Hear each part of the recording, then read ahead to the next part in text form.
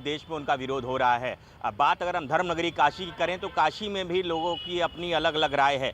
ऐसे में हमारी जो मौजूदगी एक कॉलोनी के पार्क में है, जहां तमाम जो कुछ महिलाएं हैं वो एक्सरसाइज कर रही हैं, तो उनसे ही हम जानने का प्रयास करेंगे कि इस संदर्भ में उनका क्या कहना है। क्योंकि अनिरुद्धाचार्य के बयान को लेके तमाम महिलाओं ने जो विरोध दर्ज किया है उसको लेके काशी की महिलाओं का क्या सोचना है, उनसे बात करेंगे। मैडम, पहले हम आपका परिचय जानना चाहेंगे। जी नमस्कार, मैं आकांक्षा आलोक मिश्रा, मैं प्रिंसिपल हूँ एसडीवी इंग्लिश स्कूल में, वर्किंग लेडी।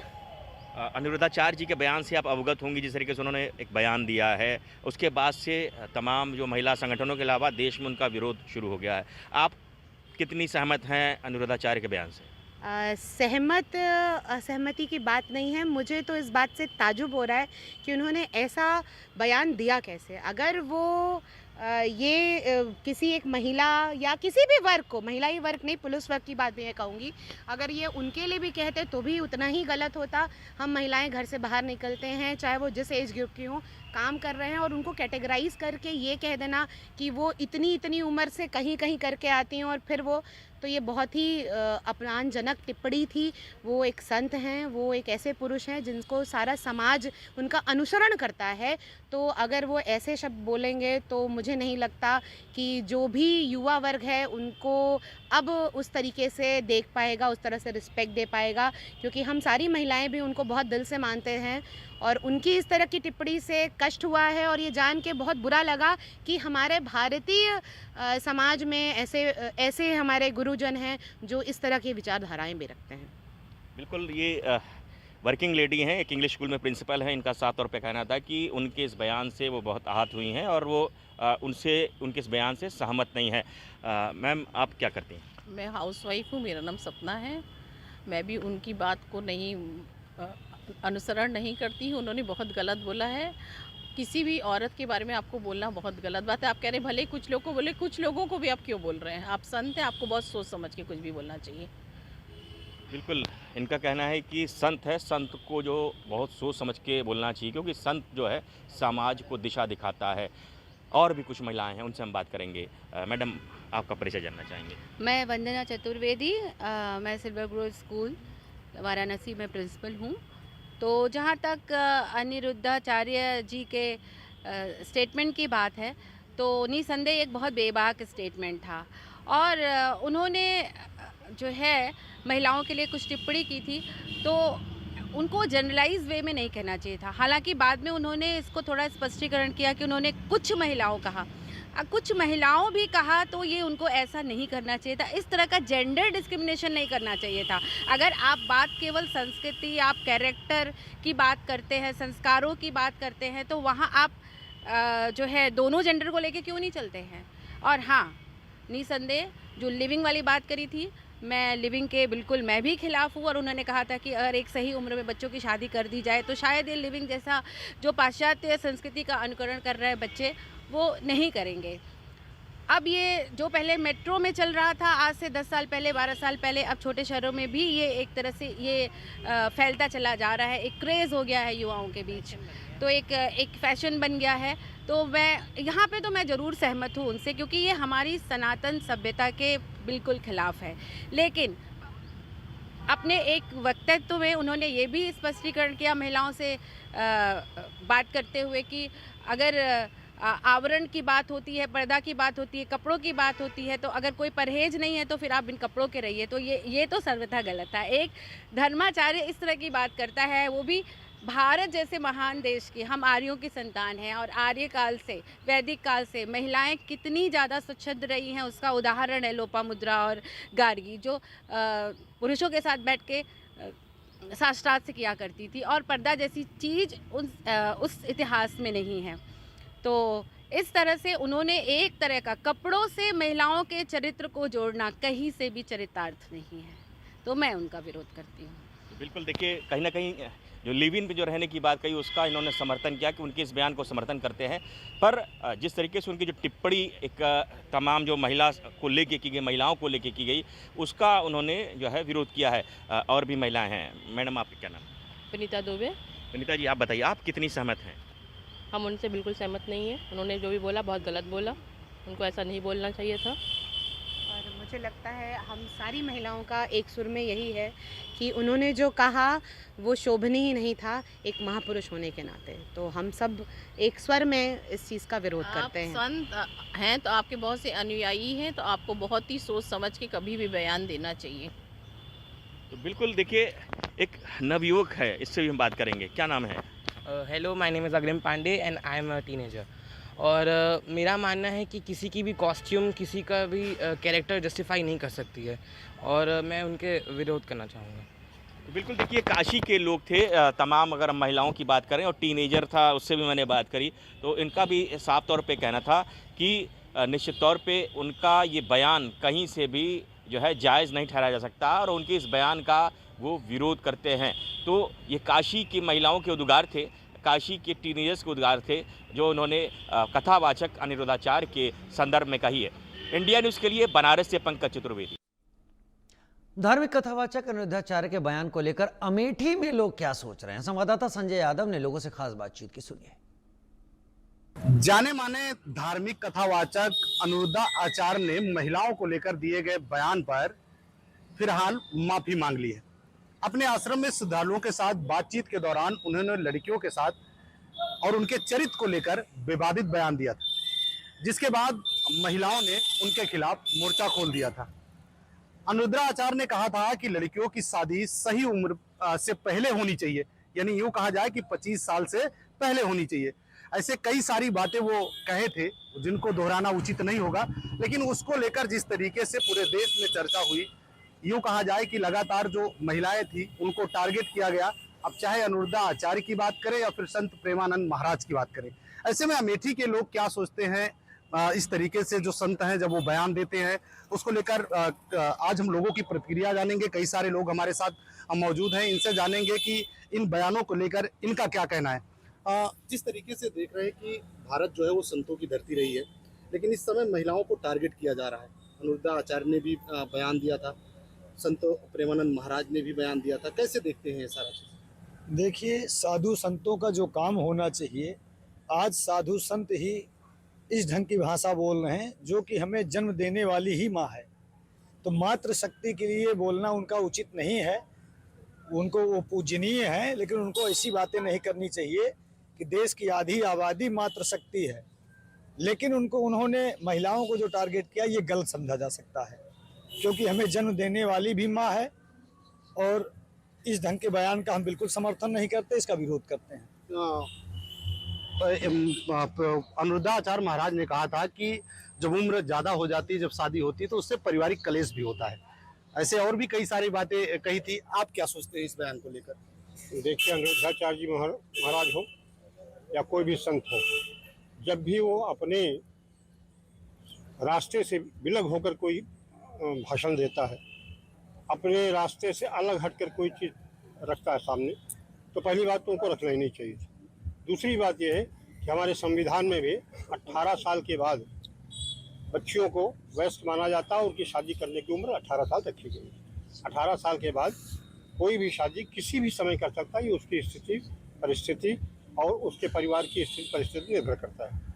अनिरुद्धाचार्य जी महाराज या कोई भी संत हो, अगर इस तरह के जो चरित्र पर किसी के आक्षेप करता है, या किसी जाति विशेष के या धर्म विशेष के या किसी जेंडर के विशेष पर कोई टिप्पणी करता है, तो अमर्यादित है।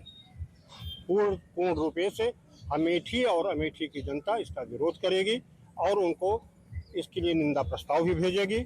हम लोग ये चाहते हैं कि जो कोई भी संत हो, वो केवल अपने सनातन धर्म के बारे में, या जो भी संत जिस धर्म का हो, वो अपने धर्म के बारे में ही बातें करें।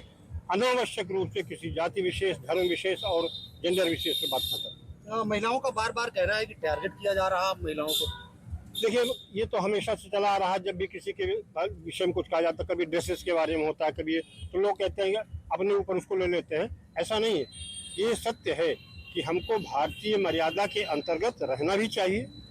हमारी वेशभूषा जो ऑलरेडी बहुत पहले से सनातन धर्म से चली आ रही है, उसका हम समर्थन करते हैं। पाश्चात्य जो ड्रेसेस हैं, उनका हम आज भी विरोध करते हैं और ये चाहते हैं कि हमारे भारतीय नारी जो है, जो भारतीय संस्कृति के अनुसार रहती है, उसको उसी से रहना चाहिए, जिससे किसी भी तरह का कोई टिप्पणी उनके ऊपर न हो। आप क्या सोचते हैं भैया, किस तरीके से देखते हैं इस अनुरुद्धा आचार्य के बयान को, और जिस पर महिलाओं को कहा गया कि ज़्यादा उम्र होती है तो फिर और भी ज़्यादा दिक्कत होती है, पारिवारिक कलेश भी होता है, मतलब कई ऐसी बातें हैं जिसको हम दोहराना नहीं चाहते। आप जैसा क्या देखते हैं पूरे कि बयान को? आचार्य जी ने कहा है, वो धर्म के ज्ञाता हैं, धर्म की बातें उन्हें व्यक्त करना चाहिए, और वो भी किसी जात विशेष पे नहीं, सभी जात विशेष को जोड़कर उन्हें अपने विचार रखना चाहिए। जहाँ तक जो देश की आबादी है, जो आज जो मातृशक्ति की है, वो हमारी जननी है, यदि महिलाएं नहीं हैं तो क्या हमारा ये जीवन संभव है? पुरुषों से, केवल पुरुषों से ही जीवन संभव नहीं हो सकता, यानी ये पृथ्वी पे मानव जीवन नहीं मिल सकता है। तो ये जो इन्होंने कहा है कि 25 साल में महिलाएं भटक जाती हैं, साथियों मैं ये कहना चाहता हूँ कि ये 25 साल में, चाहे वो 30 साल में, जिसको भटकना रहता है वो भटकता है, जिसको अपने अच्छे मार्ग पे चलना है, अपने चरित्र को बचाए रखना है, वो सदैव बचाए रखती हैं, चाहे उनकी शादी वो 30 साल पे हो, चाहे 40 साल पे हो, चाहे 20 साल पे हो। जैसे कुछ बच्चियां हैं, वो अपनी पढ़ाई में अपना मन लगा रखी हैं, वो पढ़ रही हैं, यदि उस बीच उनकी शादी हो जाती है तो वो मार्ग से भटक जाती हैं, उनका परिवार विकसित नहीं हो पाता है, चाहे वो शिक्षा के क्षेत्र में हो, चाहे वो आर्थिक रूप से, यदि शिक्षा नहीं है उनकी तो आर्थिक मजबूती भी नहीं बन पाती है। माँ एक ऐसी पाठशाला है जो बच्चों की प्रथम शिक्षिका होती है, अपने बच्चों की वही मार्गदर्शन करती है। पिता तो किसी भी प्रकार से उसका लालन पोषण करने के लिए कमाता है, परंतु जो संस्कार और जो शिक्षा है पूर्ण रूपेण माँ ही दे पाती है। तो इसलिए ऐसी टीका टिप्पणी करना मेरे समझ में आचार्य जी ने गलत कहा है। जो भी व्यक्ति भटकेगा, चाहे जिस भी उम्र में शादी होगी वो भटकेगा। आज भी क्या जो 20 साल में लड़कियों की शादी हो जा रही है वो कहीं दूसरे जगह पे नहीं जा रही हैं, या कहीं दूसरी जगह नहीं मिल रही हैं, वो भी कहीं ना कहीं मार्ग से भटक रही हैं। उनका ये अनुभव गलत है, उनको अपने धर्म पर ही वक्तव्य देना चाहिए। ऐसे वक्तव्य देना उनके मुख से शोभनीय नहीं है। महिलाओं का बार बार कहना है कि हमको टारगेट न किया जाए। ये अनुरुद्धाचार्य जी का व्यक्तिगत वो हो सकता है, वक्तव्य हो सकता है, और जो वैधानिक आयु सीमा तय की गई है उसके अनुसार और सामाजिक चेतना, सामाजिक जागृति के अनुसार ही जो है समाज भी का भी एक रोल होता है। उस हिसाब से शादी के लिए आयु सीमा तय की जानी चाहिए, और सबके अपने अपने विचार हैं, अब उसके लिए हम कुछ नहीं कह सकते हैं। हाँ, कैसे देखते हैं पूरे बयान को, आप क्या कहेंगे? जिस तरीके से जैसे कि अभी सभी लोगों ने जो बयान दिया उन सब की बातों से हम संतुष्ट हैं। मैं बस इतना ही कहना चाहूँगा महाराज जी से कि वो धर्म के प्रचार प्रसार में हैं और वो अपना प्रवचन संस्करण करें, और जिससे किसी व्यक्तिगत बात पर टिप्पणी ना करें, जिससे किसी भी व्यक्ति को कोई आहत हो। जैसे महिलाएं कह रही है हमको टारगेट किया जा रहा है, अगर वो एक शब्द बोल दिए, कोई दूसरा शब्द बोल दिया, कोई एक और बोल दिया, तो पूरा समूह कहेगा ही हमको टारगेट किया जा रहा है। इसलिए मैं यही कहना चाहूँगा। आपका कहना है कि कथा कहते हैं, कथा ही कहें, बस सनातन धर्म का प्रचार हाँ। करें तो सनातन धर्म का प्रचार करें, लोग उसका सम्मान करेंगे। हाँ, और जो नारी, जैसा अभी बताया हमारे प्रधान जी क्या कहते हैं, नारी शक्ति है, इस संसार के जन्मदाता है, और वो उनको भी जन्म देने वाली माँ जो है वो भी एक नारी है। अगर वो ऐसी टिप्पणी करते हैं तो शायद वो अपने ऊपर भी टिप्पणी कर रहे हैं, इससे उनको बचना चाहिए। तो कहीं ना कहीं देखना है कि जिस तरीके से आम जनमानस है, उनका साफ कहना है कि जिस तरीके से अनुरुद्धा आचार्य ने महाराज जी ने ये बयान दिया है वो बयान कहीं ना कहीं गलत है। और दूसरी तरफ जिस तरीके से वो सनातन का प्रचार कर रहे हैं, प्रसिद्ध एक कथावाचक हैं, उनको वहीं पर ध्यान रखना चाहिए। इस तरीके से टीका टिप्पणी करने से बचना चाहिए। Sanjay Yadav, India news, Amethi. कथावाचक अनुरुद्धाचार्य की महिलाओं को लेकर टिप्पणी के बाद घमासान है। रायबरेली में लोगों का मानना है कि किसी को भी महिलाओं और बेटियों के बारे में अभद्र बयान देने का हक नहीं है। बात की हमारे संवाददाता श्री प्रसाद यादव ने। कथावाचक अनुरुद्धाचार्य जिस प्रकार महिलाओं पर टिप्पणी कर रहे हैं, उससे जो यूं कहें कि बहुत सारे समाजसेवी, नागरिक अलग अलग बात करते हैं, महिलाएं अलग बात करती हैं, लेकिन जिस प्रकार से एक कथावाचक अभद्र यूं कहें कि टिप्पणी कर रहे हैं, और उसको लेकर के रायबरेली की जनता क्या सोचती है, खासकर जो बार बार टिप्पणी कर रहे हैं कथावाचक अनिरुद्धाचार्य। हमारे बीच बहुत सारे लोग हैं, उनसे जानते हैं कि भाई साहब पहले तो अपना नाम बता दीजिए। मेरा नाम पारुल वाजपेयी है, मैं यही रायबरेली का निवासी हूँ। वाजपेयी जी, जिस प्रकार से कथावाचक अनिरुद्धाचार्य महिलाओं पर टिप्पणी कर रहे हैं, तो उसको किस लिहाज से आप देखते हैं? देखिए, ये जो बाबा अनिरुद्धाचार्य जी हैं, ठीक से नाम भी नहीं ले पा रहा हूँ, ऐसा नाम इन्होंने रखा है। इनको मैंने पढ़ना तब से चालू किया जब उत्तर प्रदेश के पूर्व मुख्यमंत्री आदरणीय अखिलेश यादव जी ने इनसे एक प्रश्न पूछा कि कृष्ण जी का उनकी माँ ने सबसे पहला क्या नाम लिया था, और उसका उत्तर ये ना देते हुए, उनके प्रश्न के जवाब को ना देते हुए ये दूसरी इधर उधर की बात करने लगे। अच्छा, ये वीडियो बहुत मीडिया में ट्रायल हुआ, चला, बहुत काफ़ी चला। उसके बाद जब मैंने इनको पढ़ना चालू किया तो यूट्यूब में मैंने देखा कि आज से लगभग 7-8 साल पहले इनके पास एक कमरे का खाली एक आश्रम था, एक कमरे का, जहाँ ये रह करके अपनी ये चैनलों के माध्यम से, फेसबुक के माध्यम से अपना प्रवचन देते थे। और 7-8 साल बाद आज इनके पास कम से कम 50 से 75 करोड़ की संपत्ति हो गई। ये जहाँ ये रहते हैं मथुरा में, वहाँ के लोग भी कहते हैं। जांच एजेंसियां करेंगे जो भी होगा, लेकिन जो टिप्पणी महिलाओं पर की, उसको किस हिसाब से आप देखते हैं? ऐसे ही लोगों की वजह से आज हमारा जो ब्राह्मण समाज है वो बदनाम है। ये लोग पता नहीं क्या बोलते हैं, इनको किसी प्रकार का कोई ज्ञान नहीं है। एक वो बैठे हैं वहाँ पर, क्या नाम है, बागेश्वर वाले, वो भी पर्ची निकालते हैं। ऐसे ही लोगों की वजह से आज ब्राह्मण समाज पूरा बदनाम है। बोलना चाहिए और इनको किसी के बारे में नहीं बोलना चाहिए। हमें ये राइट नहीं है कि हम किसी के बारे में कुछ अभद्र बोलें। इसका राइट इंसान को, मनुष्य को है ही नहीं कि हम किसी भी समाज के बारे में, किसी व्यक्ति के बारे में, किसी पुरुष के बारे में या किसी नारी के बारे में, स्त्री के बारे में, किसी के बारे में हमें राइट नहीं है कि हम गलत बोलें। और रही बात ऐसे लोगों की, तो मैं स्वयं ब्राह्मण हूँ, मैं लोगों को ये कहता हूँ कि अगर आपको भगवान से मिलना है तो आप सीधे मंदिर जाइए।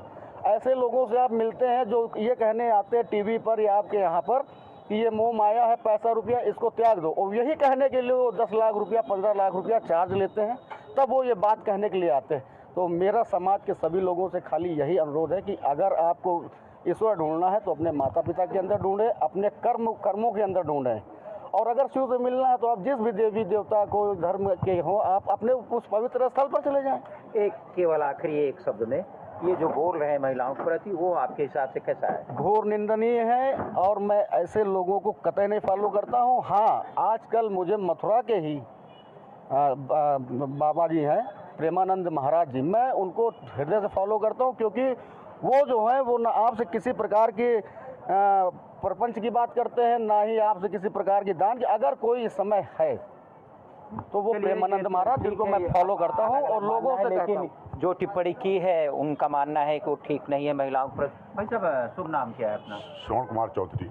चौधरी साहब, जिस प्रकार से टिप्पणी की महिलाओं पर, इसको आप किस हिसाब से देख रहे हैं? बहुत ही गलत टिप्पणी किया महिलाओं पे। माँ बहन पे किसी का टिप्पणी करने का अधिकार नहीं, ना हमारा संविधान अधिकार देता है, ना हमारा कोई कानून अधिकार देता है। इस तरह की टिप्पणी नहीं करना चाहिए, और खासकर इस तरह के व्यक्तियों को इस तरह की टिप्पणी कतई नहीं करनी चाहिए। भाई साहब, शुभ नाम अपना क्या है? जी, मेरा नाम राजेश कुमार मौर्य है। मौर्य जी, जिस प्रकार से टिप्पणी की है प्रेमानंद बार बार कर रहे हैं महिलाओं को लेकर के, आप किस हिसाब से देख रहे हो? देखिए, मैं क्योंकि नारी के पेट से मैं जन्मा हूँ और वहीं से उत्पत्ति होती है, और अनिरुद्धाचार्य जी जो बोल रहे हैं वो निंदनीय है। मैं दिल से इसकी निंदा करता हूँ। और अगर उन्होंने शास्त्री अगर हैं, अगर देश को सुधारने के लिए अगर आगे आए हैं, तो उनको, जो हमारी आधी आबादी है, महिलाएं हमारी सम्मानित हैं, और जिसकी लड़ाई लड़ने के लिए ज्योतिबा राव फूले और सावित्री राव फूले ने उन्हें शिक्षा के माध्यम से आगे बढ़ाने का काम किया। आज ऐसे शास्त्री पता नहीं कहाँ से बन के आते हैं, और हमारी माताओं बहनों या महिलाओं के प्रति जो ऐसी भाषा बोलते हैं वो निंदनीय है, घोर अपराध है। और उनके सम्मान में जो बोल रहे हैं, उनके सम्मान में बहुत ही ठेस पहुंचाने का काम कर रहे हैं। मैं उनका विरोध करता हूं आपके चैनल के माध्यम से, और मैं तो ये उनसे कहना भी चाहता हूं कि आप ऐसी भाषा बोलने का अधिकार आपको संविधान नहीं देता है। आप ऐसी भाषा बोल नहीं सकते हैं। देखिए, कुल मिलाकर जो रायबरेली के लोग हैं, जनता है, वे मानती है कि कोई भी कथावाचक हो या कोई भी हो, महिलाओं के बारे में इस तरह की टिप्पणी नहीं कर सकता, क्योंकि जो हमारा संविधान है, जिस प्रकार से हमारे यहाँ सनातन से रहा है कि हम महिलाओं का सम्मान करते हैं, बहन बेटियों का सम्मान करते हैं, लेकिन जिस भाषा का प्रयोग किया कथावाचक अनुरुद्धाचार्य ने, उसका जो है कोई जो है उसके सपोर्ट में कम से कम रायबरेली में नहीं दिखा।